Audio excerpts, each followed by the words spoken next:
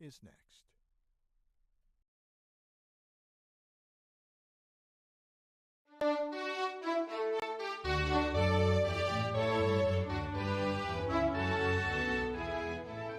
The White House once again yesterday used its executive power to try and ease the price pain at the gas pump.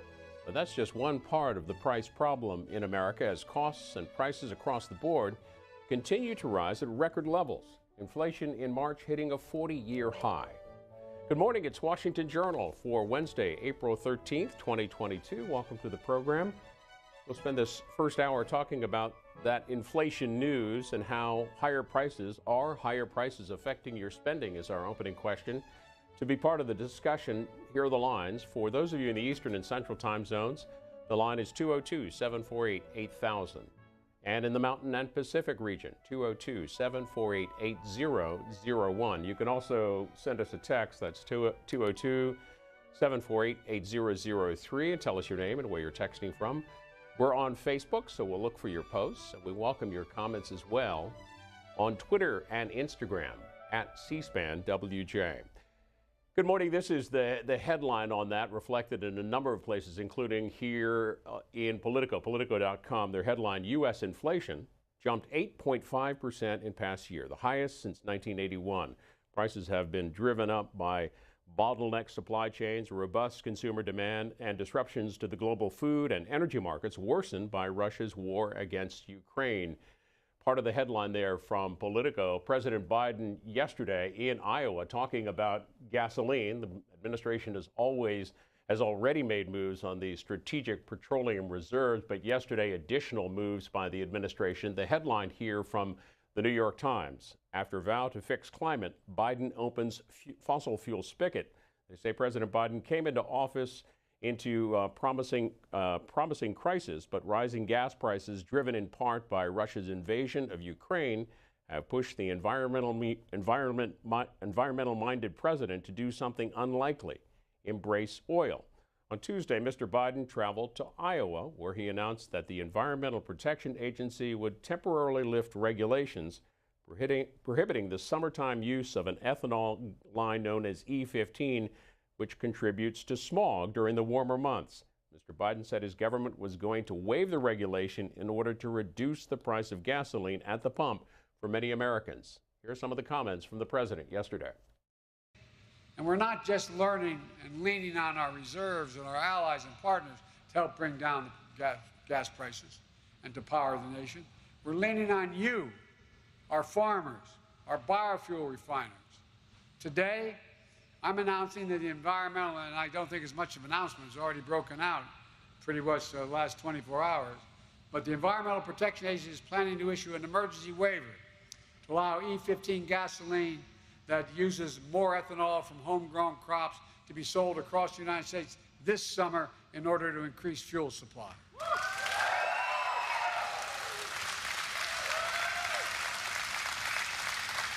And folks,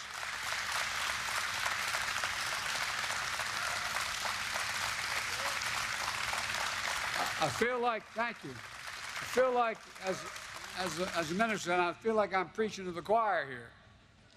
But here's what it means. E15 is about 10 cents a gallon cheaper than E10. And some gas stations offer an even bigger discount than that. But many of the gas stations that sell it here in Iowa, Illinois, Minnesota, Wisconsin, Pennsylvania are required to stop selling in the summer. But with this waiver, on June 1, you're not going to show up at your local gas station and see a bag over the pump that has the cheapest gas. You're going to be able to keep filling up with E15, and it's going to solve the whole problem. President Biden yesterday in Iowa on our opening question this morning asking you, are higher prices affecting your spending? The lines for those of you in the East and Central time zones, 202-748-8000. Mountain and Pacific, 202-748-8001. To get some more detail on that inflation number and what it may mean, we're joined next by Victoria Guida, who's economics reporter for Politico, joining us early this morning. Good morning to you. Good morning. Thanks for having me.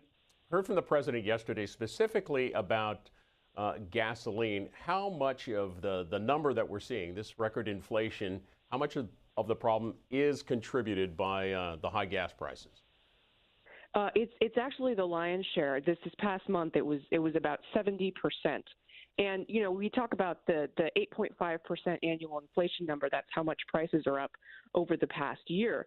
But actually, over the past month, they were up 1.2% alone. That's the largest monthly number since September 2005, when oil prices spiked because of Hurricane Katrina. So even though, you know, obviously this inflationary trend has been going on for a while, you know, the number yesterday was always going to be really high because of these, you know, spikes in oil prices that we've seen. Well, we know a number of states have already taken actions like suspending their state gasoline tax. Are there further additional moves the administration can make in terms of stemming the rise in gas prices?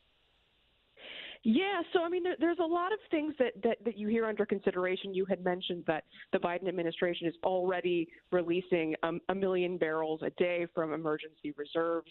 That has helped oil prices come down a bit. That's definitely already had an impact. One of the big questions is whether, you know, the promise of, because, you know, as the government depletes its reserves, there is sort of an explicit promise that down the line, the administration will fill those reserves later on. And so the question is whether the promise of that future demand will sort of help encourage domestic oil producers to drill, because one of the big problems for domestic production, we have the capacity to help bring down these prices, but oil companies are a little bit skittish because, you know, they worry that if they ramp up production now, by the time a lot of it comes online, maybe prices will have dropped considerably and they might end up losing money. And so, you know, one of the big things that people have talked about in terms of helping oil prices come down is basically finding ways to encourage domestic oil companies to produce the amount that they can. Well, we now know the headline. Obviously, it's 8.5% inflation, the highest in 40 years, as we mentioned a moment ago. Ahead of that report from the Labor Department yesterday, you had a piece in Politico that the headline of that said, looking past the headline on inflation. When you, Victoria Guida, look past this inflation headline, what do you see? Are there any signs of this leveling off, and where should we be looking for that? Yeah. So, you know, if you dig into the numbers on inflation, there's headline inflation, which is basically all the prices, and then there's what's called core inflation, which is where you take out food and energy. And the reason why, you know, a lot of people do that is because oil and crops are commodities that are traded on exchanges, so the prices fluctuate a lot more than prices of things that are set by businesses. So if you look at that core inflation, you know, there was still considerable inflation, but it slowed down from where it's been over the last few months. And so that was something that was an encouraging signal to policymakers. Obviously, it's just 1 month of data, and the trend is really what matters. So, you know, people like the Fed and the White House will be watching closely to see if that trend continues. But, you know, at least if you look at that one number, it does indicate that there could be some easing of prices. Do we know if wages are keeping pace with inflation, helping people to pay for these rising prices? Yeah, so they haven't. I mean, you know, it kind of depends on how you break it down. There's a lot of evidence that for the lowest income bracket, wages have been rising faster than inflation. But on aggregate, no, actually, wages haven't been keeping pace with inflation, which basically means, you know, even though people might be getting raises, things are getting more expensive at the same time, and so ultimately people have less money. Victoria Guida covers the economy for Politico. She's on Twitter at VTG2. Thanks for the update this morning. Thanks for having me on. We're opening the program today asking you, are higher prices affecting your spending? The lines for those in the East and Central time zones, 202-748-8000. And for the Mountain and Pacific region, that's 202-748-8001. Let's hear from Roberta. First up, Decatur, Georgia. Good morning. Good morning. Good morning. Yes, how the inflation or the higher prices are impacting my household I tend to, when it comes to gas, I'll fill up my tank and then try to not travel too much to other areas of Georgia. I'll try to make sure I stay put and get everything I need to in one area so I don't drive very much. And I used to kind of eat out maybe once every couple of weeks, but now we prepare and eat things at home and not eat out because the cost of eating out has even increased quite a bit. So, that's some of the things that we do, just kind of watch. And, I may go to different stores to see where the sales are, whereas usually I could buy at one location. But now we really try kind of map out where we're going to buy certain items and what may be cheaper where and stay in our area so that we don't use too much as far as gas and purchasing of food and other household items, even toilet paper and paper towels. All right, Roberta, appreciate that. This is from The Hill this morning. Alexander Bolton with the piece at thehill.com. The headline, new inflation numbers ring alarms for a Senate Democratic majority. He writes that a report by the Labor Department that inflation in March rose by 8.5% compared to a year ago is setting off new alarm among Democrats that their Senate majority is in serious trouble. The bad news for Democrats, he writes, is that inflation is projected to be a problem for the rest of this year. There's not much they can do about it in the short term, and it is souring Americans' view of the economy. They say, right, that Senator Raphael Warnock of Georgia, who is facing a tough re-election race, said inflation is a major cause for concern in voters in his state. Quote, right now, I'm very focused on the real pinch that people are feeling around rising costs, which is why I introduced my insulin bill, which will cap the cost of insulin. It's the reason I've introduced the federal tax holiday as well. Kalamazoo, Michigan, next up. We hear from Richard. Go ahead. Good morning. Thank you. I'm a first-time caller. I'm just very brief here. They say inflation of 8.5%. That's really much lower. It depends, I guess. If you're buying a cup of coffee, it might be up 8.5%. As a builder, we used to pay $15 a sheet for a sheet of OSB, and now we're paying. Last summer it was $75 a sheet, and now it's gone down to $45 a sheet. That you don't have to be a mathematician to realize that's a little bit more than 8%. Price of aluminum products have doubled. Like I said, they're really tossing us a bone by throwing us these very small figures.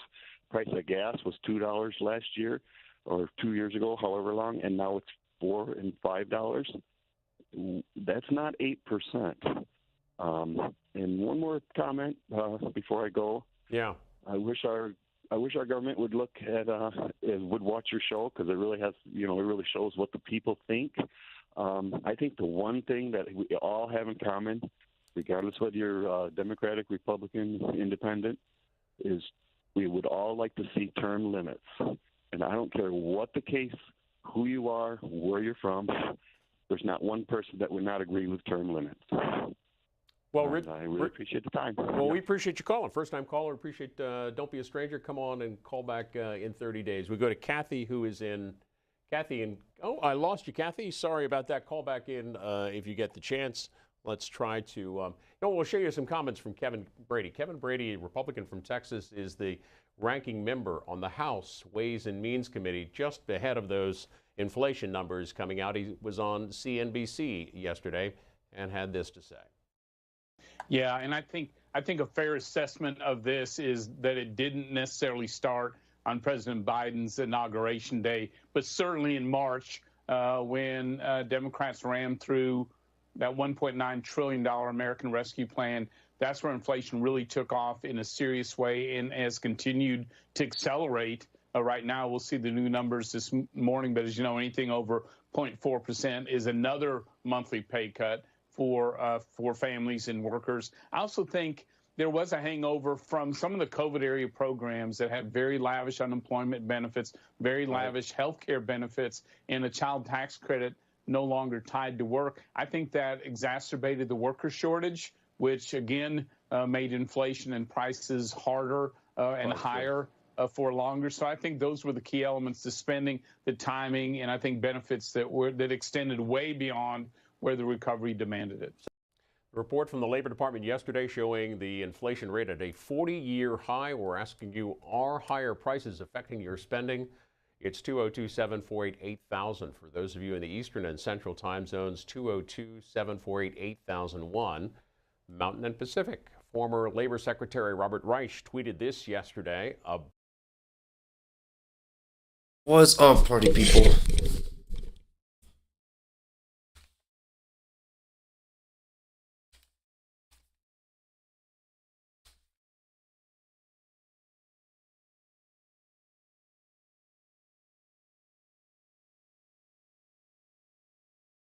Oops, didn't want that.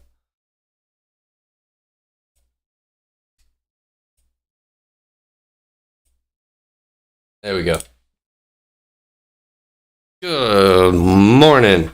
It is a beautiful Wednesday morning. I'm a little behind on my side of things. I woke up at 5:30 and realized my alarm never went off, which was super scary. It could have been really bad because today I have a little I have an assignment for my ASL class this morning where I have to talk about a famous deaf person. I was making the presentation for it last night on stream. Yeah, oh man, I need a pencil. Yeah, so that's happening. That's my life. And I was going to get up super early for it and like wake up at 5 and spend the first hour of my day just kind of working on it, and then, you know, talk to you guys, start hanging out doing this thing, and then see where it goes. But, you know, now I have to do both. Now I have to sit here and multitask, and multitasking is a bitch. It looks like the topic's on inflation today. How is inflation affecting your spending? Are they affecting your spending at all? They have affected my spending, not necessarily substantially, but pretty significantly. You know, this is a time for everyone to just like, as much as you want to like bitch and complain about things outside of your control, like we got a job to do and we got shit to get done. We got ends to meet.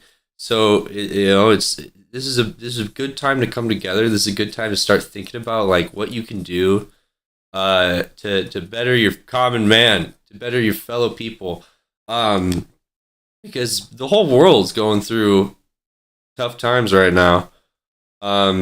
If things are going bad in America, they're going twice as bad somewhere else. So you know what things are I've done personally to kind of adjust my spending is I literally just don't eat out ever anymore. But I actually started ordering HelloFresh, which is just like a little like online food delivery thing. They send you meals. And for me, that is like perfect because they get me what equates to like 6 meals a week.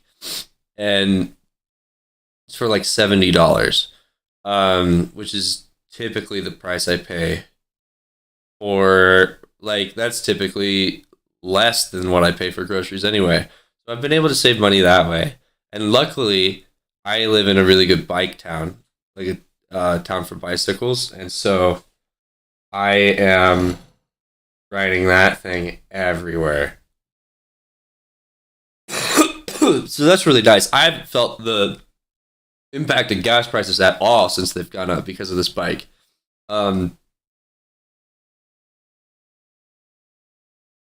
Yeah, so you know, think about things that you can do, just little ends to like little corners you can cut, and not necessarily cut, but like things maybe you can do on your own, or things that you can do in an alternative way that is going to save you some effort and save you some money because it's worth it. You deserve it. And No one needs to be going through bullshit times. But we can't yell at fucking the people upstairs about it either, because they're just yelling at people more upstairs from them. Meat prices, he says, increased by double digits. Tyson's CEO says they're asking customers to, quote, pay for inflation. Meanwhile, Tyson's posted $1 billion in profits last quarter, a 48% increase from the first quarter of 2021. Don't be fooled. This is about corporate greed. It always is. Pramila Jayapal, Representative Jayapal, saying inflation is rising, yes, but corporations are using it as a smokescreen to hike prices. This is true. Higher and pad their wallets. Governor Ron DeSantis of Florida, meanwhile, says that inflation is a 40-year high of 8.5% due to federal policies of borrowing and printing money at unfathomable levels and bad energy policy, which is hurting Floridians. Biden could unleash domestic energy production. I'm just going to say this. I hate fucking calling them Floridians. It feels like they're from another planet, but I guess that's kind of the point. Provide relief. Instead, he is content watching people suffer. The Financial Post had this observation on the price of things online. Their headline, soaring prices of online goods, may flash another warning for the Fed. Prices for online goods continued to surge in March at a record pace. Data released Tuesday from Adobe Incorporated showing adding a potentially troubling dimension to the Federal Reserve's battle to slow the overall pace of prices. You can read that at financialpost.com. Let's hear from Linda in Fort Myers, Florida. Linda, go ahead. Nope. Linda, I'm sorry. There you are. Mispunched that. Go ahead, Linda. You're on in Florida. Thank you for taking my call. I think inflation, this whole bit has affected my life a lot. I'm on a fixed income now. I just retired. And I'm one of the people from the 80s who has no retirement left, no 401k, no nothing from 2008. So I'm really hurting. I mean, I can barely afford groceries. I've cut out a prescription. I look at all the wage fighting that we did over the past year or two, and that's done nothing. I mean, these corporations have never lost money, nor the banks. I don't believe any of it. And, I think they're just going to thrive more and more. Our discrepancy in income, is so high at this point. I don't see how we're ever going to turn it around. I really don't. And I know people are hurting. I feel guilty for even, saying anything when you see these people in Ukraine and other people in the world that are suffering so much. When I look at it that way, I don't see it as so bad, but day-to-day existence has definitely been affected, no doubt. Well, let's hear from Donald in Riverside, California. How are high prices affecting you, Donald? Oh, man. Well, I live in California where they have the highest price of gasoline, and inflation is eating up our budgets. But I just listened to that woman in Florida. I'm thinking, I feel so sad for her. I mean, I wish we could impeach the president immediately, get him out of office. He's done nothing but ruin this country, and he's trying to work with the Russians and the Chinese. That's why everybody's waiting for us to die off from the COVID or whatever else they throw at us, the poison that they're bringing across the border, so that they can attack us and take over our country. What's wrong with it? Why are we waiting? Why are we cuddling the president? We need to get him out of there and then tell Kamala to do the best job she can. Thank you very much. All right, to Richard in Sparta, New Jersey. Good morning. Good morning. Look, I just want to make a quick thing here. That this inflation. Here's a song about a brawny paper towel. When your eye. Europe, the inflation rate is 7.5%. Cream cone needs a nice. Mexico is 7.5%. In Germany, it's 7.5%. In Canada, it's 5.7%. Brazil is 11%. So there's inflation all over the world, except in the super controlled economies like China, where it's maybe 1.5%. But generally speaking, and basically, I would say it's the fuel. This happened the last time in the 70s. Everything went up because we had superinflation because the price of fuel went up so much. So fuel is really the main driver of this, I believe. But it's worldwide. It's not just here in America. I don't think Biden Richard, you still there? Well, to Richard's point, here's a piece from the New York Times. War and virus send in high inflation circling the globe. Just as the United States, policymakers in other countries have been caught off guard by persistently high inflation.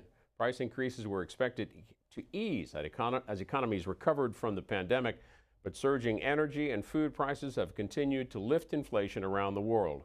After Russia invaded Ukraine, predictions about inflation were torn up and reset much higher in light of the rising commodity prices. The war sparked fears about the stability of energy supplies from Russia, which are crucial to Europe, and disrupted food production, raising the risk of a global hunger crisis. Meanwhile, supply chains remain burdened by pandemic-induced disruptions, and demand for some goods is still stronger than production can handle. High inflation is widespread. Among the United States, the Euro area, and other so-called advanced economies, 60% of the countries have annual inflation rates over 5%, according to the Bank for International Settlements, a bank for central banks. It is the largest share since the 1980s and a serious problem for central banks, which typically target inflation at 2%. In emerging economies, more than half the countries have inflation rates above 7%, the bank said. For now, China and Japan are notable exceptions. Diane is next in Mansfield, Ohio. Good morning. Good morning. Well, you and the New York Times and the caller from New Jersey kind of stole my thunder, but so I'll just continue from there. We're just making different choices with our family. Oh no, her thunder. What we've noticed is that in the last 2 weeks, our gas prices have been going up a few cents each week, and that's since the reserves were open. So that is obvious price gouging, which is very disappointing. I also wanted to comment on the first-time caller this morning. Welcome to C-SPAN. But actually, I am one that does not believe in term limits. I believe that each state the people there should be able to vote for who they want, and I don't find it my place to determine who California's senators and congresspeople should be. So I think that needs to be left up to individuals in the state. Thanks very much. Hope everyone has a great day. President Biden focusing specifically on gas prices yesterday, but also talked about the higher number in inflation and addressed the issue of bringing down meat and poultry prices. Here's what he said. Of course, there's more we need to do to bring down the prices for American families. We're also working to address food prices, because right now, farmers aren't getting a fair deal nationwide, and neither are families at the grocery store. Back in July, I signed an executive order to promote competition to help level the playing field for many family farmers and ranchers. Because look at Biden right now. Biden's looking like he just got off a cruise ship or some shit like that. Like he's all like you here know better than anyone. He's looking fresh. Big companies control more than half the market for beef, pork, and poultry, giving ranchers very few choices about who to sell to get their product. These big conglomerates drive down prices they pay farmers, and even as they drive up prices at the grocery store. So we're investing up to $1 billion in the American Rescue Funds for new and expanded meat and poultry processing capacity throughout this country. Opening the program this morning, asking you, are higher prices affecting your spending? The lines are 202-748-8000 for the Eastern and Central time zones, 202-748-8001, Mountain and Pacific. You can also send us a text at 202-748-8003. Front page of the Wall Street Journal this morning, inflation hits 40-year high, reaching 8.5%. U.S. inflation surged to a 4-decade high of 8.5% in March, from the same month a year ago, driven by skyrocketing energy costs, rising food prices, and strong consumer demand. The Labor Department said Tuesday that the Consumer Price Index, which measures what consumers pay for goods and services, rose last month at its fastest annual pace since December 1981, up from the 7.9% annual rate in February. There have been 6 straight months of inflation above 6%, well above the Federal Reserve's average of 2% target. Russia's invasion of Ukraine, they write, drove a March surge in oil and gasoline prices, which hit records in mid-March, and overall energy prices shot up 11% from the prior month. The so-called core price index, they write, which excludes the often volatile categories of food and energy, increased 6.5% in March from a year earlier, up from the February's 6.4% rise and the sharpest 12-month rise since August 1982. They write that high inflation cuts against booming growth as the economy bounces back from COVID-19, powered in part by strong demand. Years of low interest rates and stimulus checks intended to counter the economic impact of the pandemic and lockdowns. Let's hear from Dolores in Collierville, Tennessee. Hello there. Good morning. Morning. I was calling in, excuse me, please. I was calling in to say that only somebody who's profiting from this situation is those billionaires. They got enough money already. They are greedy. They'll raise these prices, sir. They don't have to raise these prices. Right now, with this pandemic still going on and everything else, the murder rates and all that stuff going on in this United States, and they going to want to raise prices. They're not caring about the people. They have enough money already. They don't need to raise prices on us. They're just greedy. And the majority of them who are up there running this stuff, these companies, are Republicans. They are greedy people. They don't care about human beings. We need to get in there and vote these Republicans out and put somebody in there who's going to care about our situation. Have a great day. Senator Elizabeth Warren sharing that view. She says this on Twitter: giant corporations using inflation as a cover to raise their prices and boost their profits. In industry after industry, we have too little competition and companies have too much power to increase prices. I've been calling out this corporate profiteering and price gouging, she says. Representative Elise Stefanik, Republican from New York, however, says inflation is a tax on all Americans. It has increased every month of Joe Biden's failed presidency. In San Francisco, James is on the line. Go ahead. Hi, this is James. Listen, I keep hearing everybody poor-mouthing poor President Biden. He has an amazing economy. I mean, it's just unprecedented. He's got a boom going on. Nobody is talking about Trump negotiating global production cuts in April of 2020. If every chart you look at in April of 2020, the prices dramatically began to increase along with inflation, and they have risen consistently ever since. Everybody's pointing fingers at Biden, but nobody is talking about the fact that the oil companies colluded with Trump to cut oil production to protect profits from the pandemic low demand, which benefited all the oil oligarchs, including Putin. This is ridiculous. The point is, President Biden has requested that these oil companies resume production commensurate with current demand, which is because of his booming economy. But the oil companies refuse. Why should they resume production when they can rip off the consumer and price gouge them and make better profits? Do we need to drill? No. They're sitting on 13.9 million unused leased acres right now that they refuse to open up to drill. And they've been sitting on them for years. They don't need to drill.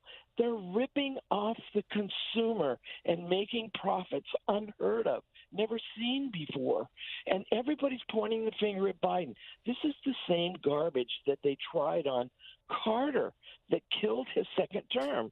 The oil companies are ripping us off, people. That is very true. We've got to stand up to them because it's hurting everybody. Sorry, James, that inflation number, the highest it's been since the very first few months of the Reagan administration, who obviously came into office after defeating President Carter. In Fort Worth, Texas, we hear from Carolyn next. Go ahead. Hello. It's been a good while since I've called in.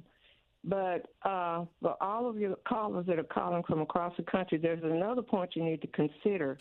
Our governor, Governor Abbott, has passed a law demanding that trucks be inspected at the border. The one to bring in the cucumbers and avocados, tomatoes, and produce, and a lot of things that's coming from the West. And they're supposed to be delivering them to grocery store warehouses here in our state and in other states around the country. And in our state, he has the trucks, refrigerated trucks lined up outside of El Paso for miles back there because they wanted to inspect every truck to make sure that there's no drugs on the truck. And you know how long that's going to take for some of those guys to get across the border into Texas to make their deliveries to the warehouse. My husband used to be a truck driver, and I kind of know a little bit about this.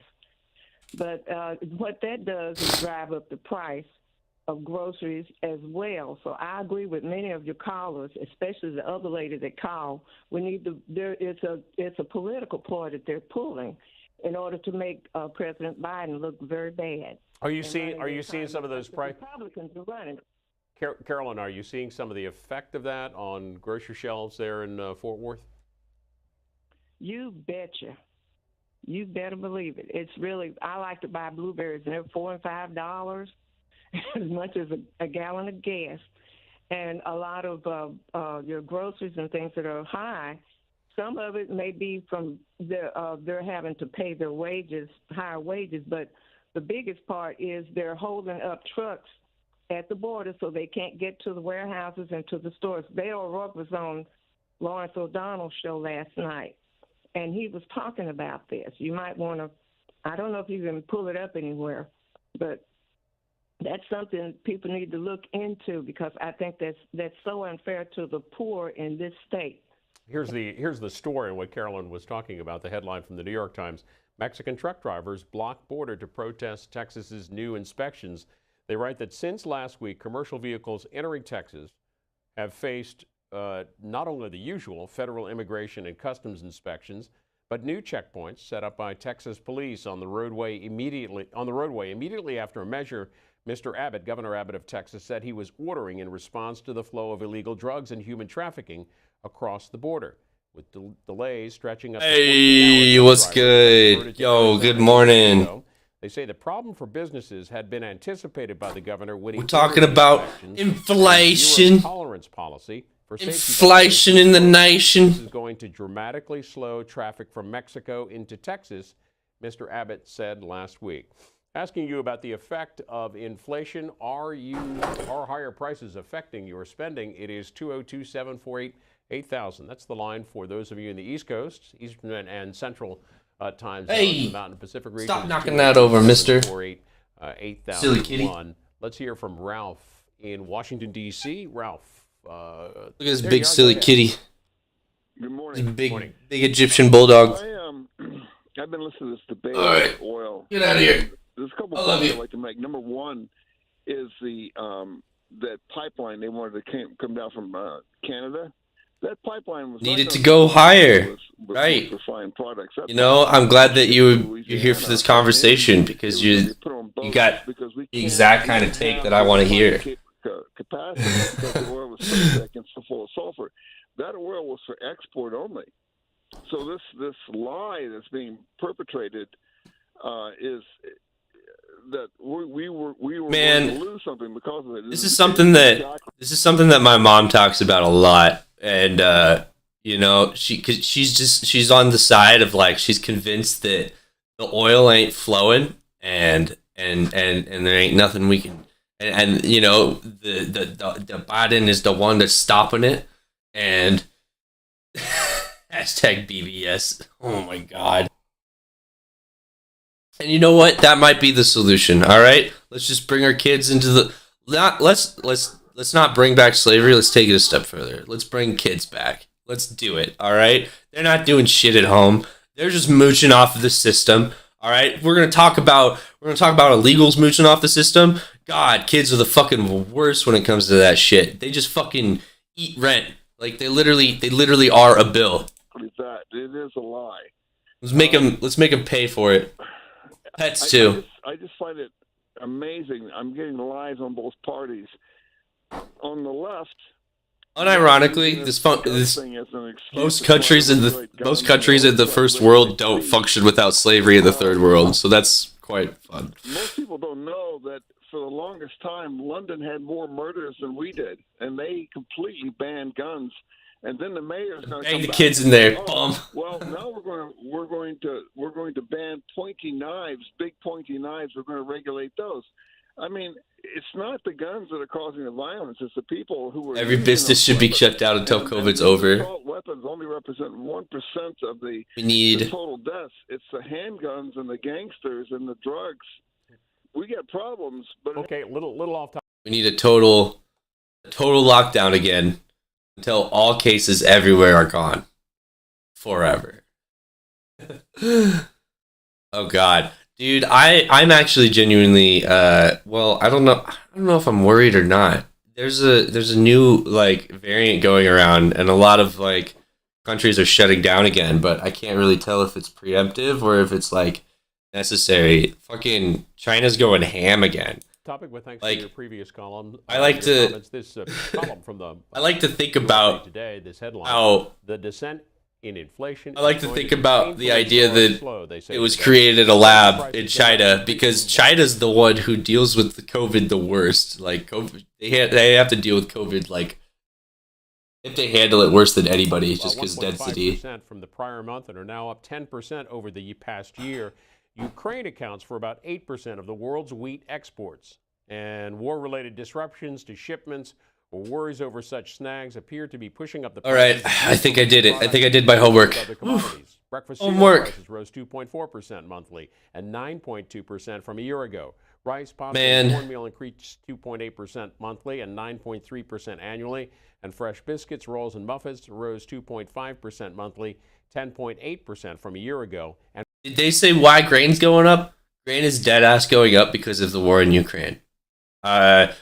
Russia and Ukraine make for like, I don't know, they're within the top 5 contributors of wheat around the world, and it's crazy. We had a bad year last year, so we don't have any fucking grain to compensate. And rent, they write, USA Today, increased 0.4% from the prior month and 4.4%. We got grain.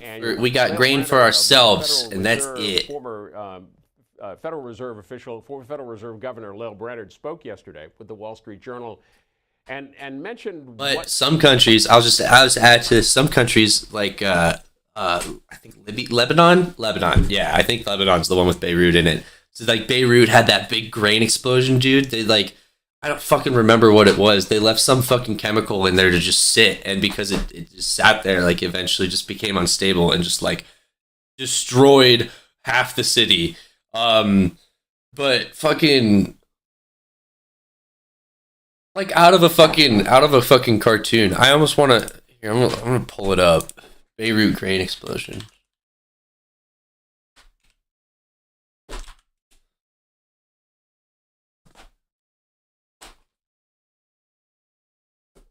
This was wild. This was I don't care. Okay. Okay. So there was a fire in the grain silo. This is the fire.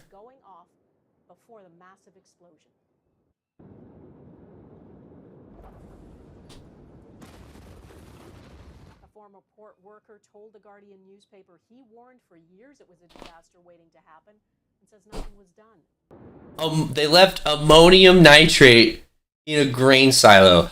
I don't remember how it got there in the first place, but it was literally bad oversight that just left it there. And then it fucking... This is the example of, like, your bad problems become worse if you leave them alone. This is why you change your oil, folks. That's why you change your oil. But fucking A, man. That happened, and they have not recovered since. That was their grain supply. So now they have the entire country of Lebanon has like less than a month's supply of grain as we speak. And yeah, holy shit! The last time that happened, the Arab Spring came around. Well, how this inflation number, the inflation news from the Labor Department, may affect policy decisions down the road. The commodities price shock associated with Russia's invasion of Ukraine is driving that very high top line inflation number you see.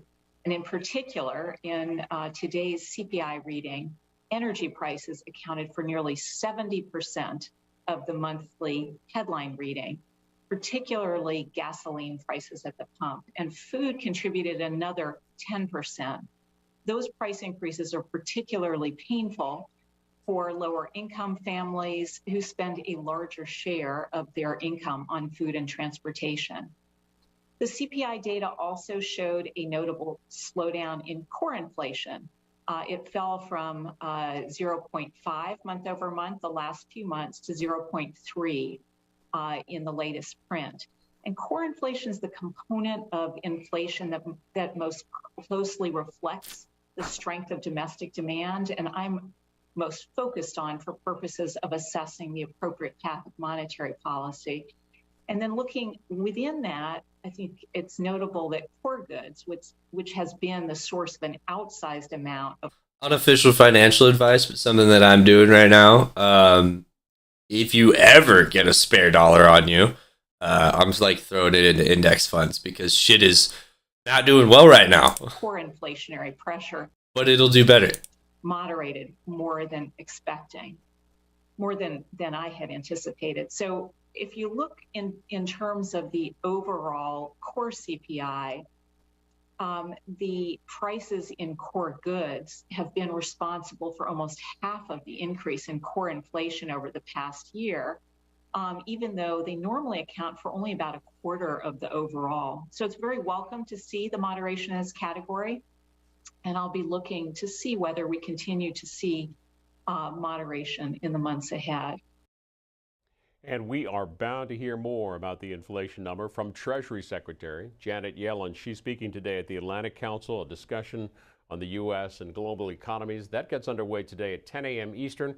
We will have it live for you at 10. Live. C-SPAN. It's also streaming at cspan.org, and you can catch it on our free mobile app, the C-SPAN Now mobile video app, 10 a.m. Eastern. Our question for you this morning about inflation, the effect of inflation, and higher prices, more specifically, how those higher prices are affecting you in the East and Central time zones, 2027-488-8000, Mountain and Pacific, 2027-488-8001. We'll go to CJ in Baton Rouge, Louisiana. Good morning. Morning. The way it's affecting me is I haven't been able to go to a restaurant to take my wife out to dinner for about the last 6 months because I can't afford it. That's so sad. I can't hardly drive around my car the way I used to because gas is just totally outrageous. And that's just a couple of things that I'm concerned about. But I have a question. When is the Democrat Party, or excuse me, the cabinet, when is the cabinet going to start doing the process to do the Article 25 to get this president out of office? He's killing us. He's killing us. Here's Jack in Iowa, Davenport, on the line now. People really like having a nice, sexy answer to just gloss over the pile of problems that lead to inflation and supply chain problems and fucking shit at the pump and everything. Like, God forbid, dude. I don't know, man. I just think about, like, because, like, people are, like, coming up with this idea that the tough times never happened because Trump was in office. But it's just that the tough times never showed up while Trump was in office. Could you imagine what we would be going through right now?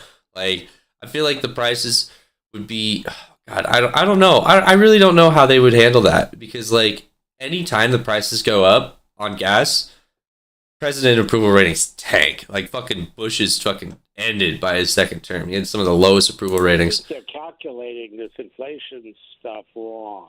The comparison should be based on 2019 figures, not last year when we were still in COVID close down. Trump succeeded. 2020 was 2 years ago. The China from dumping a bunch of stuff in the U.S. And that was naturally going to lead to price increases on stuff coming from China. That's from Trump. I remember paying 7 or 8 years ago, $4.50 a gallon for gas, and now it's only $3.50 a gallon here in Iowa. So I'm actually thinking that some prices have deflated.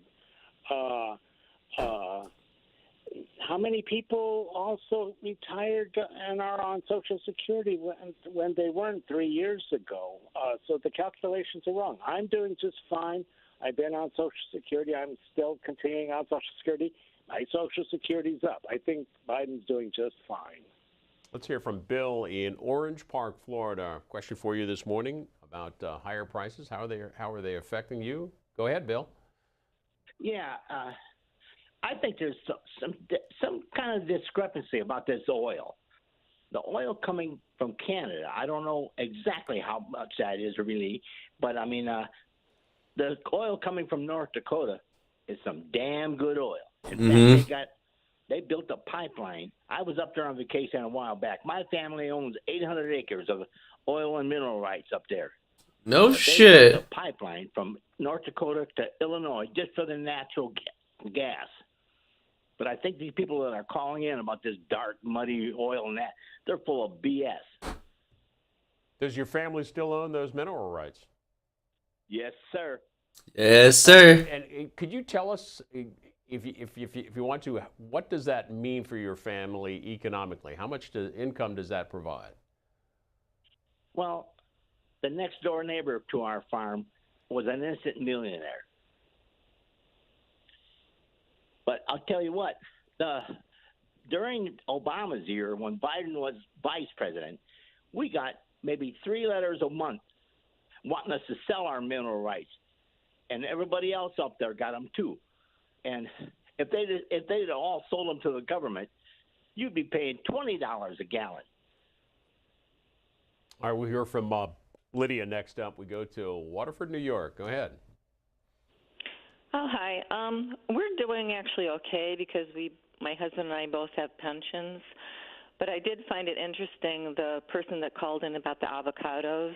Avocado. I love avocados, and the prices went way up. It used to be like 99 cents for one, and now it's $1.29, and that's in upstate New York. But I think everything kind of works together. You've got, we do have a big problem at the border. I don't know what's going to happen if we have 2 million people come across, especially if COVID is still around. Then I'm worried that we're going to end up with food shortages and people won't have places to live. And we have people coming over from over 150 countries. My concerns are, I just think everything works together. We'll talk more about the border and immigration in our next segment here on Washington Journal, asking you this morning about the high prices, how high prices are affecting you. Here is a headline, the lead headline in the Washington Times this morning. Biden blamed as higher prices soak up American paychecks. Quote, inflation is killing everything, said Don Schnorr, a 59-year-old construction worker from Milwaukee. Quote, gas prices are going up, grocery prices are going up, and it doesn't look like it's getting any better. The Times writes that Americans are increasingly shelling out more of their paychecks on gasoline, food, and housing, while the U.S. economy continues to face shortages because of supply prices. More voters, they write, say Mr. Biden is partially responsible. A CBS YouGov poll has found that 69% of U.S. adults disapprove of the way the administration is handling inflation. Quote, I think things roll down from the top. So I would say the new presidential administration has something to do with it, Mr. Schnorr said in that article at WashingtonTimes. Mr. Schnorr. Let's hear from Matt in Schnorrs. Texas. Matt on the line. Hello there. I fucking love the names on this. Good morning, Bill, and thank you, C-SPAN, for taking my call. One of the things when we saw oil prices shoot up in March is, I wanted to travel later this year, and so I decided I didn't want to wait for prices to continue to, it seems like prices are going to continue to go up now into the summer. So I went ahead, and the things that affected me is I went ahead and bought some of my airline tickets early. Because now, could oil prices and jet fuel come down later? That's kind of smart. But I wanted to have a hedge in case it doesn't. And so that's probably the one thing that affected me was I wanted to travel a couple of times this year, and so I decided to buy my airline tickets early rather than later. Right. So, well, did it save? Did you look at those prices afterwards and see you had saved a significant amount of money? No, not yet, and I'm going to continue to monitor it. The prices that I paid, I think, are reasonable. It's still a lot higher than what I paid for the same trip before, but no, so far prices for airline tickets seems to continue to increase. But like I hear on the news, always depends on what day of the week you travel and if there's a holiday going on. So I'll just continue to monitor it. And if I'm lucky to get a cheaper price later, then I'll rebook. On gas prices, you're obviously in an oil-producing state. What's average gallon of gas cost in Texas these days, in Dallas anyway? Yeah. Right now it's around $3.50, $3.60 a gallon. Fortunately, there's even some gas stations that are at $3.45, but somewhere around $3.60 to $3.70 a gallon is what I'm seeing here in the city. Okay, appreciate your calling in, asking you this morning how higher prices are affecting you. The lines are for the East and Central time zones 202-748-8000 and the Mountain Pacific region 202-748-8001. Next up is Michelle in Glasgow, Montana. Go ahead. Hello. Yes, I have started going, instead of going to the grocery store, I live in a rural area, and I'm going to my local farmer and ranchers and buying half a beef and getting eggs and everything like that. I'm buying it that way, and it is considerably cheaper to take advantage of my local farmer and rancher. So that is something that you wouldn't have done otherwise. Just seeing these prices go up, and are the prices affecting even the local rancher and farmer? Oh, definitely. Yeah. We've had a drought up here, so a lot of them are selling off their cows. But you can buy half a beef for a lot less than if you were trying to buy that in the grocery store. Has that drought persisted through the winter? They expect it also to continue on into the spring and summer this year? They do. We are desperate for moisture. I'm desperate for moisture. Thanks for calling in this morning. Some reaction yesterday from long. Dude, we have some of the worst fucking water management in this country, and we have some of the most water. We're wasting so much goddamn water. It pisses me off sometimes thinking about it. On Twitter, Tom Cotton, senator from Arkansas, said this: Joe Biden is the inflation president, he tweeted. Senator Ted Cruz says the White House is now expecting shocking inflation numbers. Here's a list of the Biden administration's ever-shifting denial of reality about inflation. It's not happening. It's transitory. It's high-class problem. Happening. It's a good thing. It's Putin's fault. Representative Scott Perry says this: consumer prices increased 8.5%, the fastest since Raiders of the Lost Ark was a hit in 1981.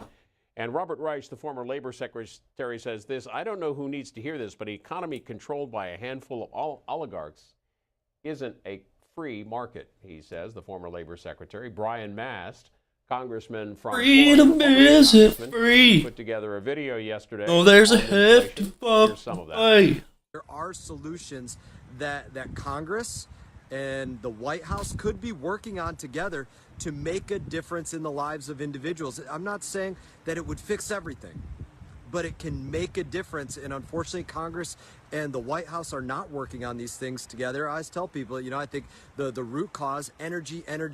Number one, the Biden administration needs to adjust their energy policies. And we can look at this in a host of different places. People use the term farm to table.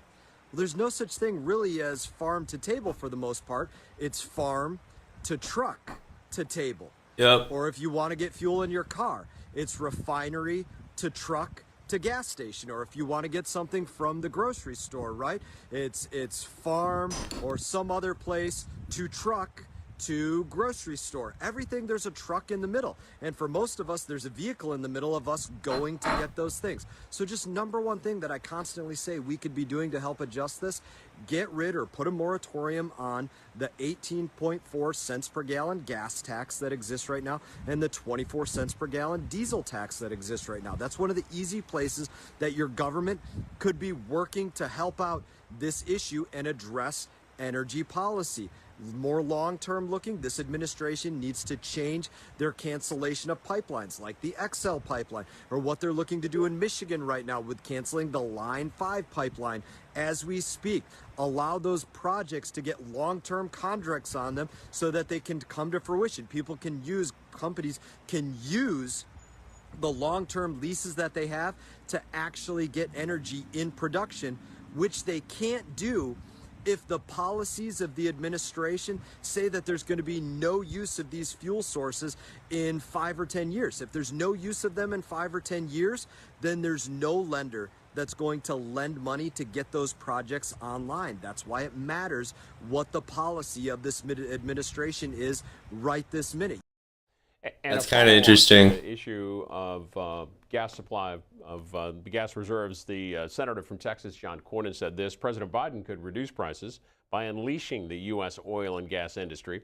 Instead, he's boosting big ethanol. Another take on that from Senator Sherrod Brown, who said this last month: I urge President to use American-grown ethanol 15 fuel to bring down gas prices and restore American energy independence. Today, he's doing just that smart move by the Biden administration. Let's go to Dale in Birmingham, Alabama. Good morning. Birmingham. Good morning. I just want to say that I think that President Joe Biden is really doing the best that he can. And instead of us all bashing Republicans and Democrats, we just need to all get together and just do the best that we can to come together. Think about those people that's over in Ukraine and the suffering that they are doing and the pain that they are going through, and just count our blessings. But I just wish we would all just come together and just try to stick it out and stop blaming President Biden for what's going on in the world today. And that's all I have to say. I just think he's doing a good job and doing the best that he can. Some other news this morning. That's so cute. What an amazing lady. On the subway. She's doing the best that she can. The New York Post here. Frank R. James, ID. Dude, they had this whole thing on gun violence yesterday. They just needed to wait like a few more hours. They would have had this whole thing going on. Brooklyn subway shooting made threatening online rants. They say a troubled man who railed against Mayor Adams and made bizarre, threatening grants on YouTube has been identified as a person of interest in the savage Brooklyn subway attack that injured at least 23 people Tuesday morning, officials said. Frank James, who warned last month that he was entering, quote, the danger zone, rented a U-Haul van tied to the N train attack in Sunset Park and is being sought for questioning. Police said at a briefing, quote, Mr. Mayor, I'm a victim of your mental health program, James said in one lengthy video. Quote, I'm 63 now, full of hate, full of anger, and full of bitterness. From the New York Post. Let's hear from Bill in Syracuse, New York, next up. Go ahead. Yes, thank you. I've got enough savings where the cost of inflation is hurting me, but not to the point where I have to worry about it yet. But the thing that I have noticed is I get Meals on Wheels, and the meals have deteriorated. Then that's poor people. That's a lot of poor elderly people who use it, and I imagine they're in trouble. I have diabetes, and they fill my Meals on Wheels with bread. I imagine somebody with diabetes who doesn't have any money is going to be in real trouble. So you're saying the actual the quality and the quantity of what you get is far less than it was before? Not the quantity. I get the same amount. I presume that they're still nutritional, but I have to throw away about half of it because otherwise my blood sugar goes through the roof.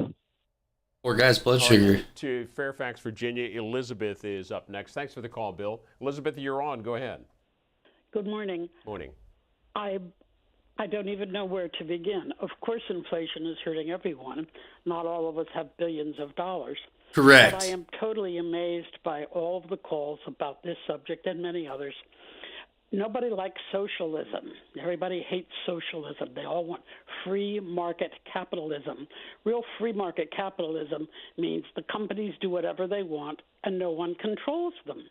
And so if you want capitalism, this is just a byproduct of it. If I have a company and I can get away with charging you $50 a gallon for gasoline, I'm going to do it. That's capitalism. I thought that's what America was all about. Thank you. Headline here from the Wall Street Journal. Some people talk got a about point. some of these topic areas, some of these sector areas on pricing. Prices begin to cool. They don't want big government to do anything when everything's fine, but the second gas prices go up, it's, oh, Biden's got to fix the country. They talk about restaurants, used vehicles, gas prices, and groceries. What if there's? Some folks this What if morning it don't need not fixing? going out to What restaurants if everything's like working the way it's to. supposed to? The Wall Street Journal writes, in the latest report, prices at restaurants rose 0.3% last month, a slowdown from 0.4% in February. The deceleration was driven by a decline in prices at fast food restaurants, which could reflect easing labor shortages in some lower wage industries. On vehicles, used vehicles in particular, they write the used vehicle prices fell last month, even as travel-related prices, including airfares and hotel rates, surged amid lower COVID-19 case counts. The decline in used cars prices, they write, provides some relief for consumers looking to make a big-ticket purchase. Let's hear from Ed in Tampa, Florida. Good morning, Ed. Greetings from the free state of Florida. In this inflationary economy, we've adjusted and improvised. I shop only at Publix and Winn-Dixie, and they're BOGO. In other words, buy one, get one. So we have a full pantry. I drive a hybrid. We get 55 miles to the gallon.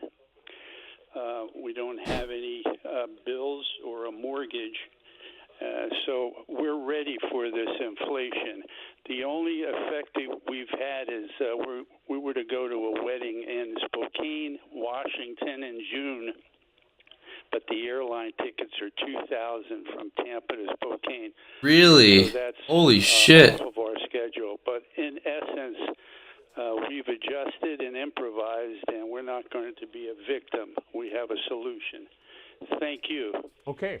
Cindy, Beautiful. up next, Norwalk, That's Connecticut. exactly. Go ahead. That's the fucking attitude you need for this kind of thing. You're not sitting here being like, God damn it, the government's got to do something. I usually don't want them to pay liquor. I don't want them to have my taxes, but the government's got to do something. Fucking instead be like, no, motherfucker, I'm not letting inflation get the better of me. We're gonna fucking, I don't give a shit, bro. If we gotta reuse the same piece of tinfoil, we're gonna reuse the same piece of tinfoil, for fuck's sake. Like, I'm not letting this thing take us down. By the way, I'm interested in airplane flights because like the stocks are they're not doing too well. All right, like because of things in Russia, they've added like 2-3 hours of flight time to shit. Like, it's ridiculous. And it's affected the whole market. But, so, like, I don't know. It's really hard to see what the war is gonna, like, develop into at this point. Because I really want to, like, I'm interested when the airlines are gonna bounce back. I think it definitely affected us as far as Maybe it never will. travel, car rental, whatever, airline flights. But I have to say, for us older people who are a little more established, it's a little easier. But I really see it affecting young families. It's really hard to raise a kid these days. Connecticut is number 2 in baby formula shortages, and the prices have increased 20%, and they're limiting supplies, what people can buy. Dude, God forbid anybody. My friend's having a kid right now, and God for fucking forbid. Like, it's so I feel so bad because like living in the times right now is bad enough, but like costs for kids just makes everything way worse. Like, think of like what it costs for you to be alive right now. All right. Like per month. Think about like how much you need to make ends meet per month, like rent, food, utilities, other sort of shit. Add $1,000 to that. Yeah, just add $1,000 to that. That's one kid. That's the cost of one kid. You can add another like 1,200 or something when you get two kids. Like holy shit. The costs for a one parent, one kid household is fucking ridiculous in this country, no matter where you live. Like, it doesn't matter. I've looked at the costs in Nebraska. I looked at the costs in Colorado. Like, it's relatively the same. It's a lot easier to raise kids in places like Nebraska, though. Like, the cost of living's way down. You'll save $1,000, but you'll make less too. So, who do you think that affects the most? The equity is not for you; it's for the government. Thank you. Couple comments on Twitter. Steve sends us this tweet saying, alternative methods of transportation like bike riding has increased for me. It's totally green experience. Walking is quite healthy as well. I must say, 65 in excellent health and using less gas. Food, I try and garden a great deal. Cynthia says, our inflation stems from the USA relying on unreliable partners.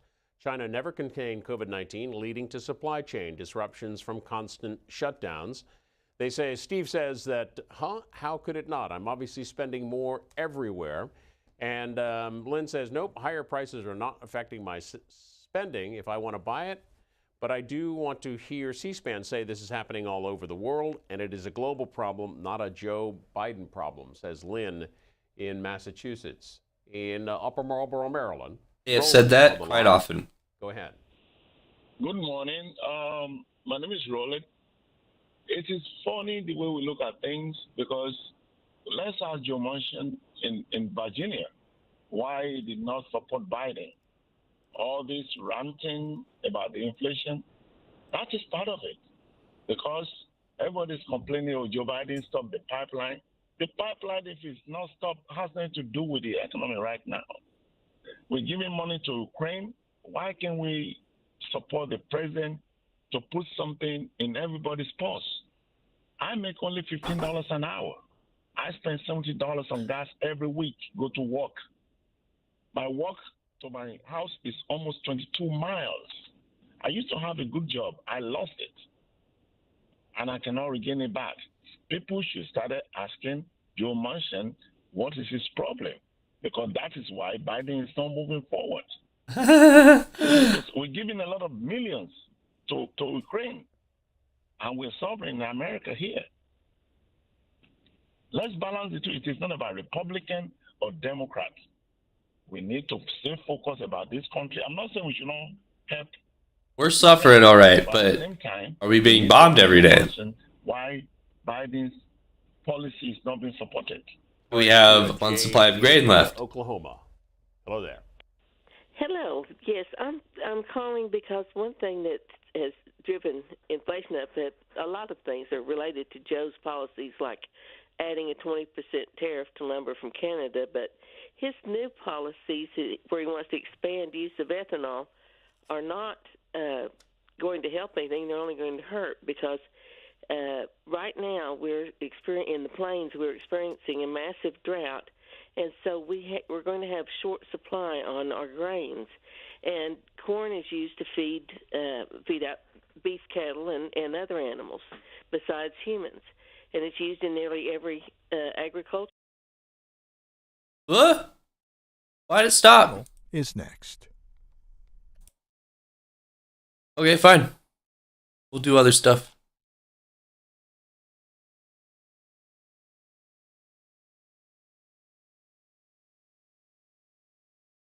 We'll do this, lady, before we go to viewer calls.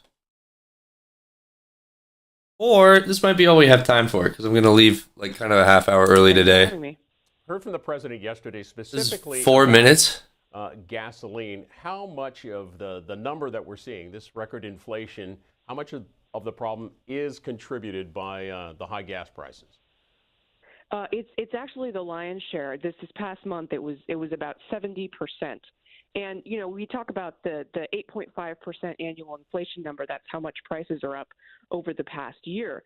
But actually, over the past month, they were up 1.2% alone. That's the largest monthly number since September 2005, when oil prices spiked because of Hurricane Katrina. So even though, obviously this inflationary trend has been going on for a while, the number yesterday was always going to be really high because of these, spikes in oil prices that we've seen. Well, I know a number of states have already taken actions like suspending their state gasoline tax. Are there further additional moves the administration can make in terms of stemming the rise in gas prices?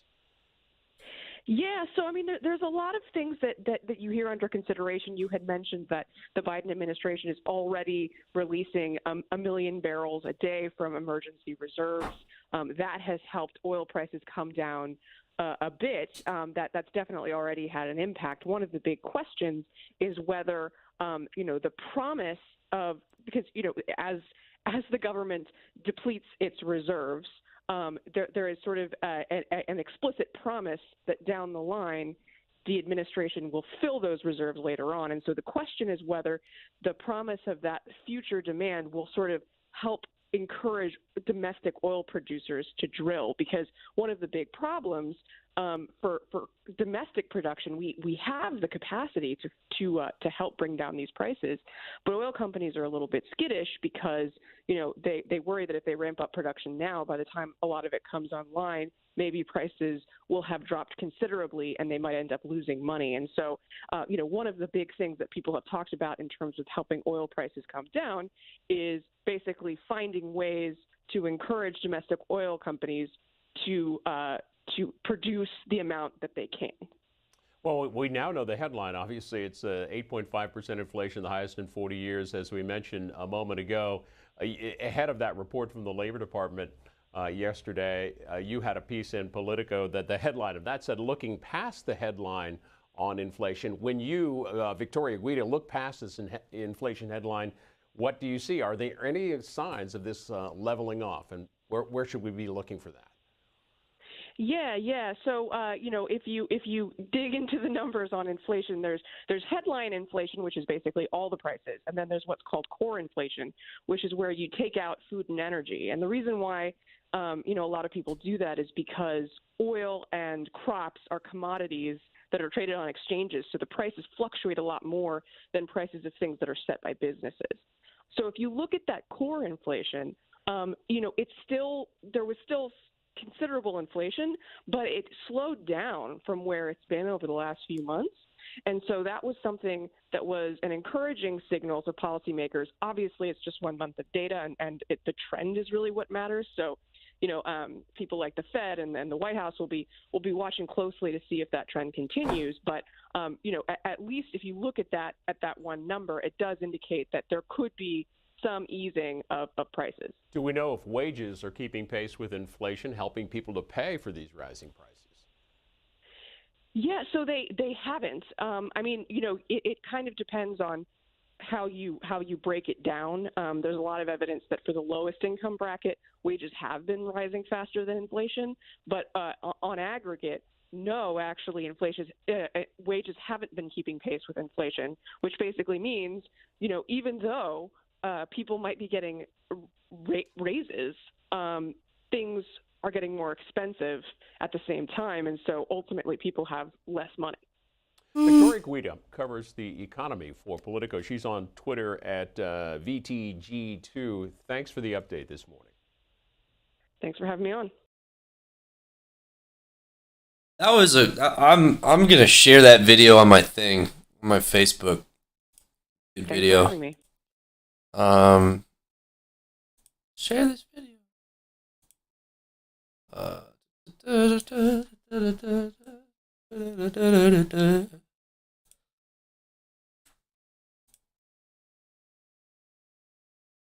C-SPAN Now mobile app or wherever you get your podcasts.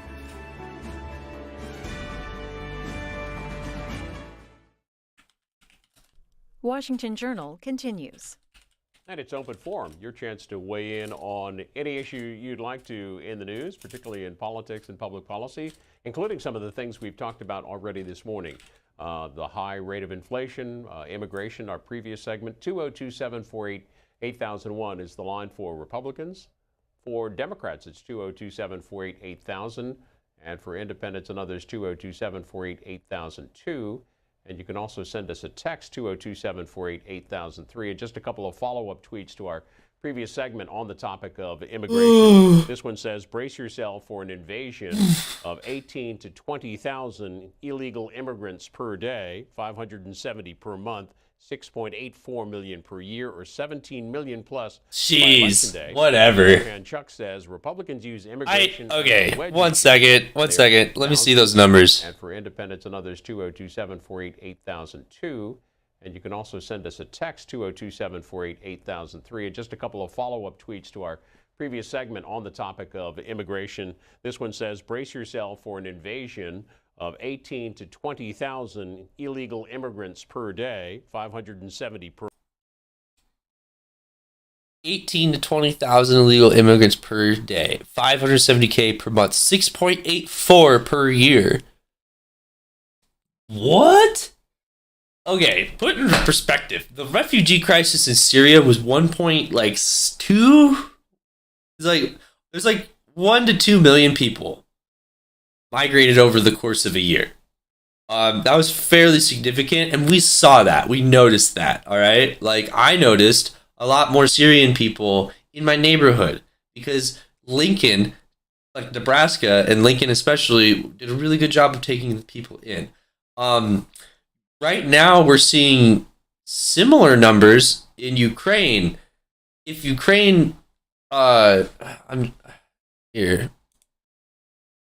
Mass exodus expected from Ukraine war.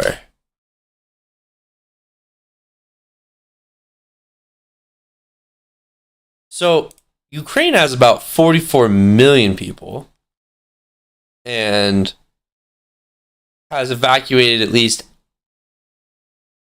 500,000 people.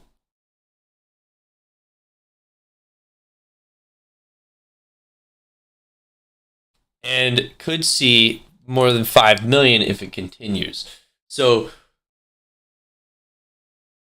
people moving in mass, anything that is kind of higher than 100,000 people at a time, even 1,000 people at a time, it's significant.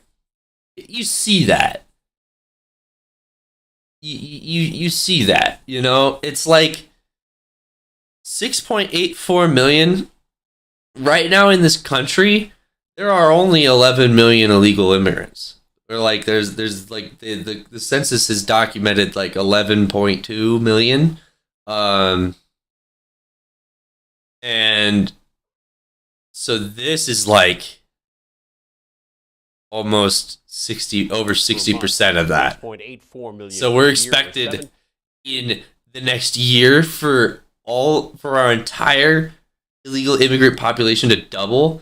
Dude, there's way worse fucking problems at hand than immigration, if that's the case, okay? If that's the case, some country's going underwater. Like, something is happening, and it is changing the global landscape. 18 million plus by election day. On the other hand, Chuck says Republicans use immigration as a way. And I don't really see the globe, like, I see it changing, but not on the southern border, you know? Like, we'll have to look more into it, but like it's this mass exodus isn't culture wars, as massive as we see. An update this morning on the attack yesterday in Brooklyn at the subway station in Brooklyn. This is the reporting this morning from the New York Times. New Yorkers start their commutes as police search for the gunman.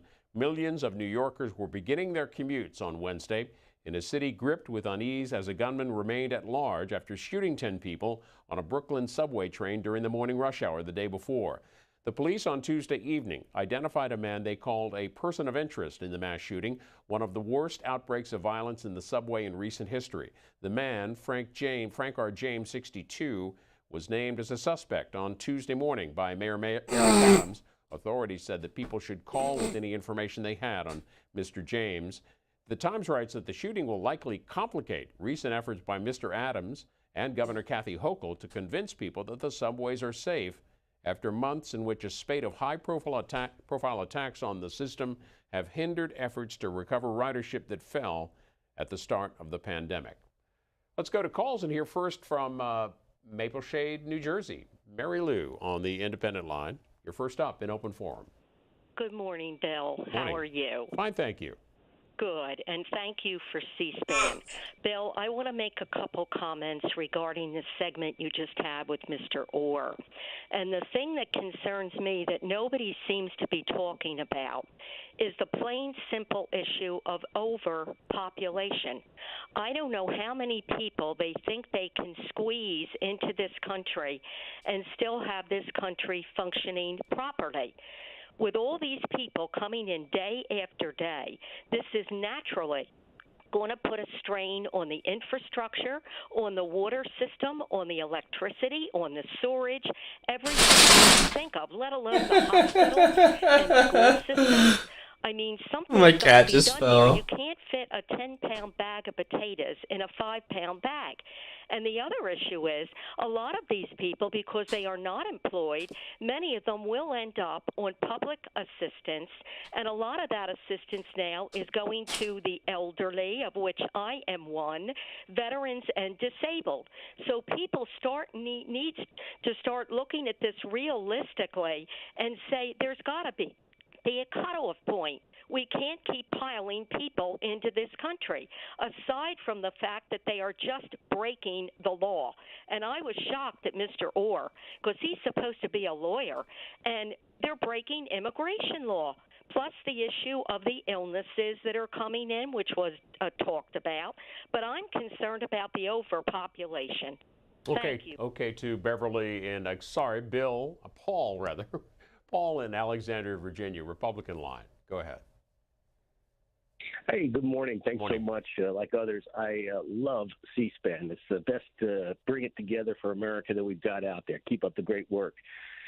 In regards to Mr. Orr, the Biden administration's current Customs and Border Patrol report for the month of February indicated 116,000 border crossings at the southern border, and there were 164,000 encounters at the southern border. That's Biden's Customs and Border Patrol people. So in regards to Mr. Orr's earlier responses or remarks, I would say they were erroneous or disingenuous at best, because the Biden administration's numbers Erroneous. he's offered.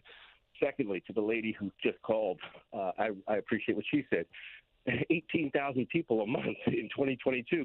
And, these aren't PhD scholars.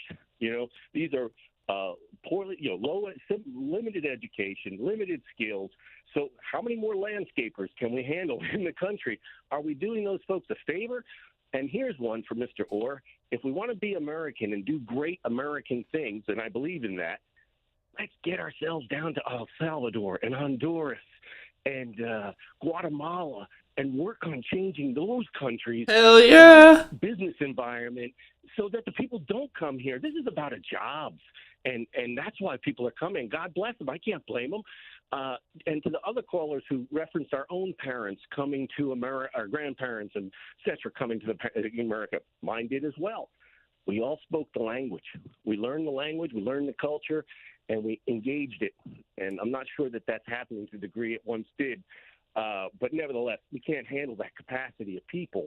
And we need to do more to address that. Okay, Paul talked about the CBP numbers, the numbers of expulsions at the borders, according to the Migration Policy Institute, are this. They say that through February, 1.7 million expulsions have been carried out under the policy of Title 42, 1.2 million of them during the Biden administration. The policy happened during the Trump administration. 83% of migrant encounters at the border led to expulsion, compared to 55% so far under the Biden administration. It is open forum here on Washington Journal. Your chance to talk about anything you're following in the news. We go to Beverly in Huron, Ohio. Go ahead. Hello. You're I disagree with past two. Can you hear me? Yes, we can. I disagree with the two people. We have plenty of room for immigrants. Look at Poland.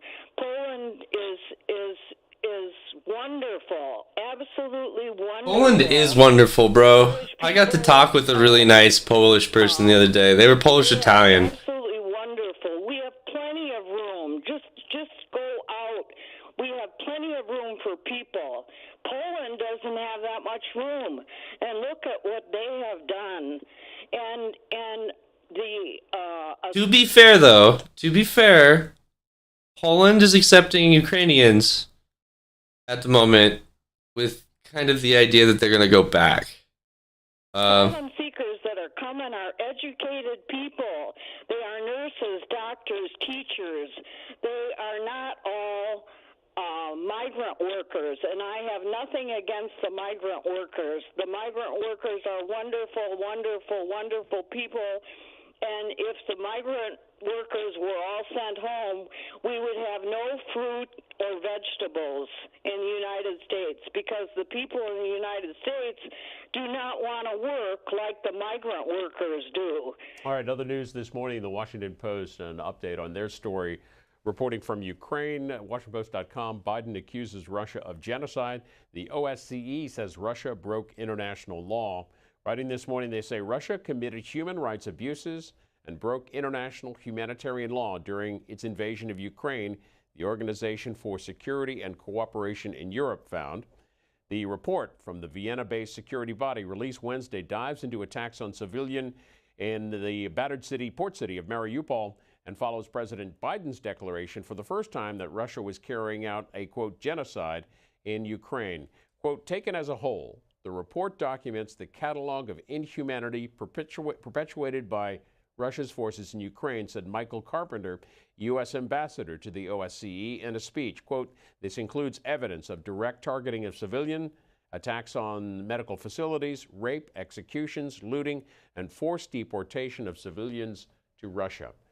We'll hear from Kate in Talmadge, Ohio, on the Republican line. Next up, good morning, Kate.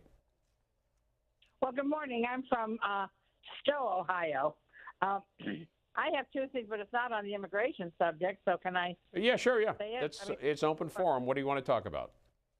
Okay, well, first thing I want to talk about is the trillions of dollars that our government has been spending, and how are we going to pay for it? That really worries me, because I think they're on the way to bankrupting our country. I mean, if I run out of money, I don't spend anymore, but it seems like they're just printing it and printing it and printing it. That's the first thing. The second thing is this education. I have a grandson who is 13 and two grandchildren who are like juniors in high school. Well, when I sent them a birthday card this year for my 13-year-old, I wrote him in cursive a lovely note from his grandmother, and he says, I can't read that because we don't teach cursive in the schools. Well, so my question is, why not? Our Constitution is written in cursive. I mean, do we have lazy? So I'm thinking that maybe we have lazy teachers or something. I don't understand why they're dumbing down America. I mean, it's really good to learn the cursive, to utilize all of our brain, not just part of it. Dude, fuck cursive. Are you fucking kidding me? Yeah, we're dumbing down America because we're taking out cursive. Dude, cursive is the worst, alright? Nothing takes... I like the idea that cursive is supposed to be faster, but then it's like you can't read it. Let me see. N-I-C-A. Like, fuck, dude. Like, that sucks. I hate reading that. Okay? I hate it. I hate reading that.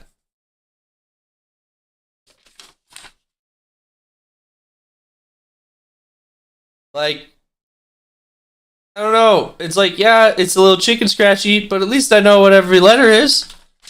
I don't have to be like, is that an E or an I? Is that a speck of dust on the piece of paper? Or did they use that as a dot? I don't fucking know. And like, you don't, it's like, what was the utility? Why is cursive better than just regular print? because you can write a check faster. Fucking, we don't write checks anymore. I haven't written a check in 5 years. Like, goddamn. Fucking, there's nothing useful about cursive. There's nothing useful about it. So those are my two issues. And I guess as far as immigration is concerned, I don't know enough about it except that I have family members who are from... Like, fucking computers don't write in cursive. One from the Philippines and one from Russia, and they came here legally, and they're doing just fine. And those immigrants that I have met that come to this country are very well educated. And if they're not, they head to our universities right away. They're hardworking people. I'm sorry that our system is set up so that they have to come in here illegally. So that's... Kate, thanks for your call and your shout out to cursive writing. This is about inflation. It's from Politico. You can see it and read it at Politico.com. It's kind of a bit of a lengthy piece, but interesting nonetheless. This cheeseburger explains your bigger grocery bill. American consumers are seeing food prices rise at the fastest rate in decades. Supply chain snarls, labor shortages, and climate challenges, plus the conflict in Ukraine share the blame, says the animated piece in Politico. And they write, to understand what's driving the nation's largest increase in food prices in 40 years, just take a close look at your all-American cheeseburger. Whether it's a humble bun and patty or piled high with fixings, the rising cost of each ingredient is the product of a range of economic forces and geopolitical conditions that are disrupting how our food gets from the farm to our tables. They include interrupted supply chains, dire labor shortages, climate disasters, and most recently, the war in Ukraine. The March Consumer Price Index showed that prices for food, both consumed at home and away from home, saw the largest 12-month... Anybody who thinks that the war in Ukraine isn't affecting the economy, they're deliberately shoving their head up their butt so that they don't have to see what's actually going on in real life. And if you want to dive deeper or chew deeper into that Like hamburger and what it costs, at this point, you're not even trying to find the truth. You're just trying to find things to make you feel comfortable about what's going on because you're really scared. Indiana, good morning. Yes, sir. Good morning, and thank you for taking my call. Huge fan of Washington Journal. Been watching you for several decades. And yes, I agree with the other guy. It's the greatest show on cable TV. No question about it. I want to talk about the inflation thing, which I don't believe we actually have an inflation. I mean, it's 7 or 8%.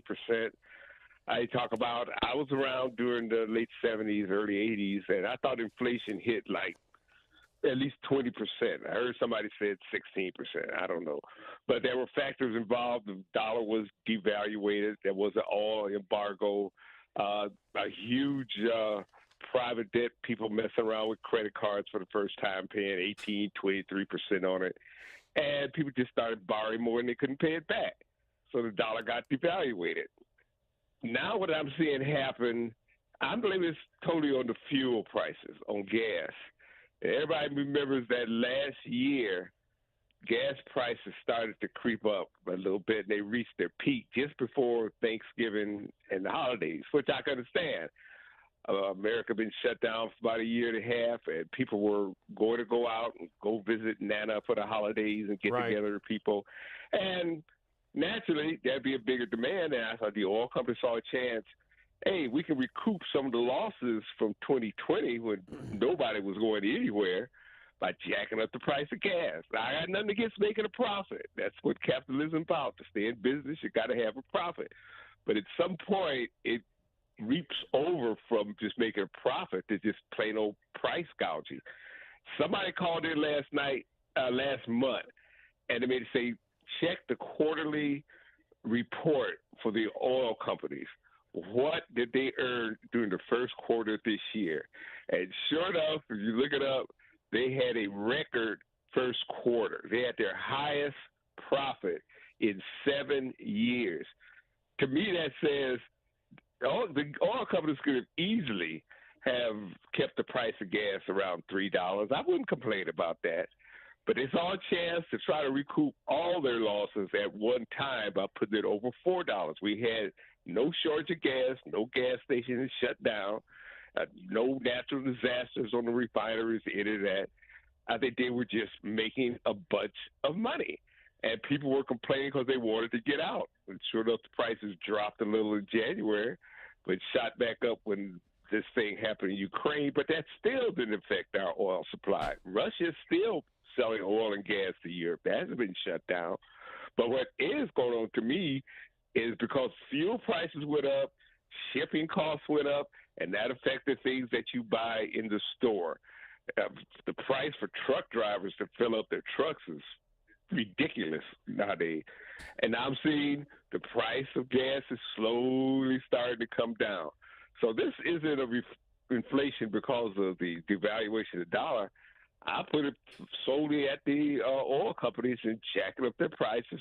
If anything, right now, I mean, it does have to do with a bit of the devaluing of the dollar because we have too much money circulating for the supply chain issues we have right now. And a lot of that is, not the orange man bad, but a lot of that has to do with how Trump handled his economic policy during 2020. Things were going bad during the pandemic, but we didn't really see that until after the pandemic. And like a lot of the reasons is because in order to compensate for, basically to keep the bubble from popping, Trump kept pumping money out through the Federal Reserve. He kept printing more money, and printing more money devalues the money already printed because now there's more of it. Now your dollar, I mean, it just kind of makes sense. Like you're diluting the value, and so we did a shitload of that during 2020. And like Biden comes into office and just decides to let the bubble pop. Like, we're not doing that anymore. And rightfully so, because it exacerbated the problem, it made the problem worse. Now we have too much money in the system, and because of inflation, like now inflation feels worse, the impact hit harder because your money now is worth significantly less. Trying to make up for their loss in 2020. I don't want to say significantly, but everything else down. Marginally less. That input, Alan, you can find out more about that. We actually covered a hearing in the House Energy and Commerce Committee a week ago or so, I think it was. The heads of many of the oil companies, Chevron and others, were before the committee and talked. They were asked about those profits for that. That's available in the C-SPAN video library at cspan.org. Let you know about our live coverage coming up this morning. It's about an hour from now. We'll take you to hear from the Treasury Secretary, Janet Yellen. Certainly will address the inflation issue as she looks at the U.S. and global economies. She's at the Atlantic Council. That event live at 10 a.m. Eastern here on C-SPAN. Also, cspan.org, and you can follow it on our free mobile app, C-SPAN Now. It's an open forum up till next 10 minutes or so. We'll go to Harrogate, Tennessee, and hear from Linda on the independent line. Taking my call. It's not the color of the skin that the people are coming over with. I grew up in a neighborhood with a lot of black people, and they were really good people. We've got several American citizens that is homeless. And in California, Clean Waters come out where they were giving house vouchers out. And she told them to go home, bunch of black people and white. And they hollered they didn't have a home. And she used a big F-bomb and told them to go home. We need to take care of our citizens first. Thank you. Scott's on the Republican line in Lafayette, Louisiana. Good morning. Hey, good morning, America. C-SPAN, great show as always. Just a couple of comments. Number one, energy independence is the key to getting inflation down. I think that the Biden administration, unfortunately, has created an environment that's not friendly. We are currently energy independent. Again. And because of that, energy independence is a weird concept because really the idea is not that you are not relying on energy from other people. It's that you're exporting more energy than you're importing. It's not that they don't want to drill. Again, it's all about we have energy independence again. Making money and doing the right thing at the right time. And, the Keystone Pipeline thing didn't actually affect what's happening today, but it was a sign. That's all. That there was more to come like that from the Biden administration. These guys are more left-leaning. Secondly, NATO and the UN are toothless based on what's happened in Ukraine. Unfortunately, I keep hearing this word half measures from the right. I think that that's true. We could definitely do more. I'm not for boots on the ground, but we could do a lot more to arm the Ukrainians. And the third thing is, I sure would like the same vigor from C-SPAN on the Joe Biden, Hunter Biden issues like we did during Trump, Russia, Trump, Russia, Trump, Russia. So C-SPAN, step up your game. Let's start talking about. They don't got shit. We talked about it. We were there a couple weeks ago. All right, other news this morning reported in USA Today about Philadelphia. Mask mandates return. They don't have shit. They write, if you're feeling a sense of pandemic, such a fucking nothing burger. You're not alone. Less than a month after mask mandates were lifted across the country, the city of Philadelphia announced Monday it would reinstate a mandate next week amid a 50% rise in reported COVID-19 cases in the past 10 days. Anthony is on the independent line in Detroit. Go ahead. Hey, good morning. I know you mentioned something about the Organization for Security and Cooperation in Europe with regard to the Russia-Ukraine thing. Yes. It's funny. I think you'd like to mention the report from the OSCE 3 days prior to Russia's invasion, which stated that there were 2,100 ceasefire violations, which, I've never heard the Minsk Agreement mentioned on this channel either. And there were 1,100 explosions in the period between 18th and 20th of February. That's 3 to 4 days before the Russian invasion, according to the OSCE, 1,100 explosions. You don't know that if you watch C-SPAN, CNN, and NBC. You think Putin woke up and was trying to reconstitute the Soviet Union. You wouldn't know that there was a war raging there for 8 years, trained by paramilitaries that your CIA has been training in army. Wait, where? Next in channel either. And there were 1,100 explosions in the period between 18th and 20th of February. That's 3 to 4 days before the Russian invasion, according to the OSCE, 1,100 explosions. But you'd never know that if you watch C-SPAN, CNN, or NBC. You think Putin woke up and had a bad day and he's trying to reconstitute the Soviet Union. You wouldn't know that there was a war raging there for 8 years, trained by paramilitaries that your CIA has been training and arming. What? There were explosions because there were border disputes. They were on, the Russian military was amassing at the border and fucking doing all kinds of shit, and pretty sure they did war games at first and stuff and all kinds of nonsense. But bro, what?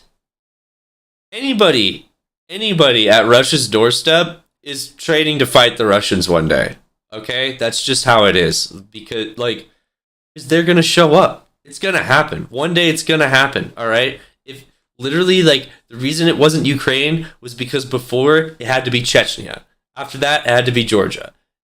Now they're strong enough that they're taking back Ukraine. Now they're strong enough that they're taking back Belarus, and they didn't even have to fucking take Belarus. They just fucking threw in a puppet dictator and just went to town on that.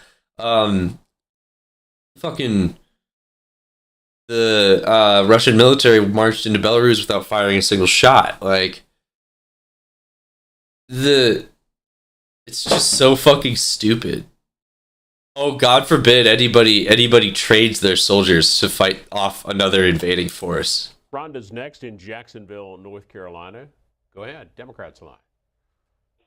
Good morning. Could you imagine if America did that? Could you imagine if America tried to preemptively prepare for their enemies attacking domestically? Oh, God forbid. Fuck. That's just awful. They're fucking warmongers. I just want to say that we are all immigrants. How many immigrants came to the United States between 1900 and 1914 during those years? Immigrant volume peaked between 1900 I and fucking 1914 when an average of almost 900,000 immigrants arrived in the United States each year. that's an important fucking point that like a lot of people like to just like throw away. I don't know. Me and my mom talk about this stuff a lot. She's the kind of person that'll say shit like if we don't have a border, we don't have a country. And I'm like sitting here like fucking like it makes absolutely no sense. Like one of the biggest mass migrations for the US was during the World Wars and nothing changed. Like I mean, I'm not gonna say nothing changed. A lot of things changed, but like you can't say that like, oh now we live in Poland. This is West Poland. This is New Poland because so many Polacks showed up. This is West Berlin because fucking so many Germans immigrated. Like no, they came, they got their jobs, they integrated. They became Americans. They wanted to be Americans. Like and it's really fucking I don't know. Like oh, but they were leaving a war that time. Oh, but they were leaving conflict. Oh, but things were so unstable there. Fucking things are incredibly unstable in El Salvador. There's not stability there. They don't and other Latin American countries. Like some of these people like they can't there's literally no jobs to get. It's not like I can't get a job. It's like fucking the job is I'm gonna grow some shit in my backyard and hope to God it's edible for my fucking family. Like holy fuck.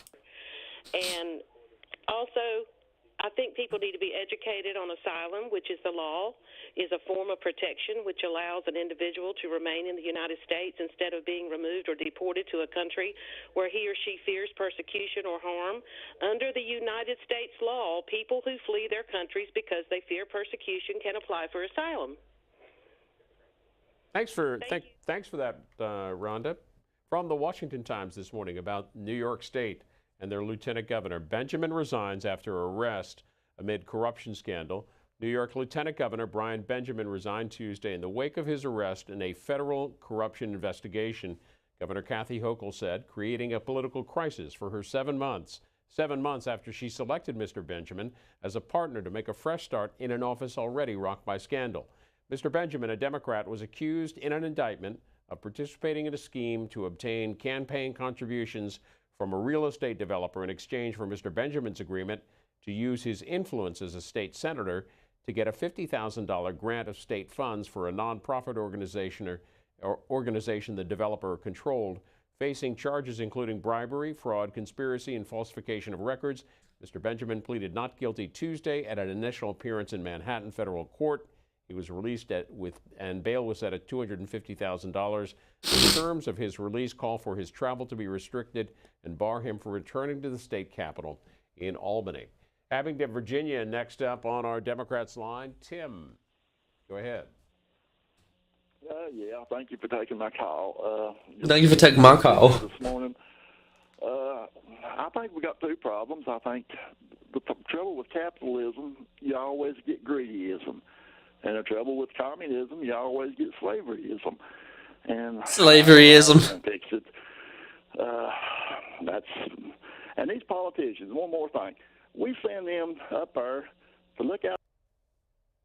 Tim, you still there? Oh no. I'm sorry. Well, your call dropped.